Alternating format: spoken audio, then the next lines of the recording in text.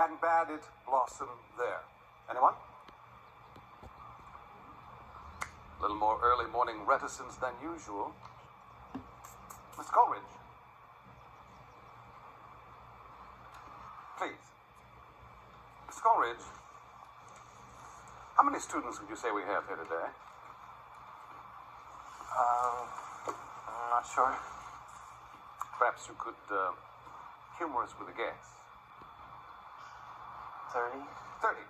Well, of that 30, there isn't one person here who knows the author of that passage. I find that remarkable.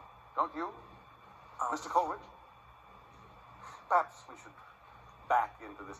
Mr. Coleridge, in looking at this, what, if any, conclusions might we be able to draw? You mean about the author? About anything. Do any of the words strike you as unusual?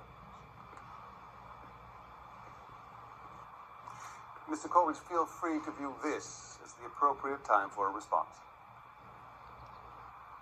Air. Air. And why is that unusual? Because it sounds old. It does sound old, doesn't it? And you know why it sounds old, Mr. Coleridge? It's because it is old, more than 200 years old, written before you were born, before your father was born, before your father's father was born. But that still does not excuse the fact that you don't know who wrote it. Now, does it, Mr. Coleridge? I'm sorry, sir. I don't... You, of all people in this room, should know who wrote that passage. And do you know why, Mr. Coleridge? I repeat, do you know why? Just say your name. Excuse me, did you have something to contribute, Mr. Wallace? I just said that you should say his name. And why would it be helpful for Mr. Coleridge here to say his name? Because that's who wrote it. Very good, Mr. Wallace.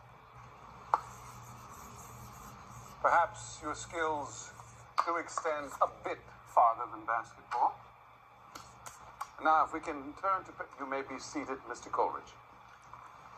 Turn to page 120, the little blue book that I'm certain... Further. I'm sorry?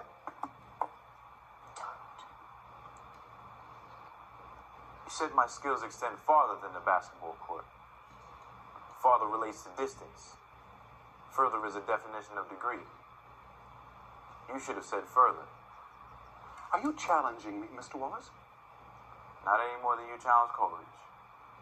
Or perhaps the challenge should have been directed elsewhere. It is a melancholy truth that even Great men have poor relations. Dickens.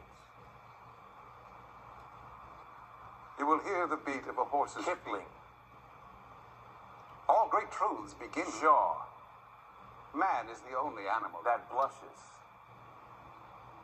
Or needs to. It's Mark Twain. Come on, Professor Get Crawford. out. Get out.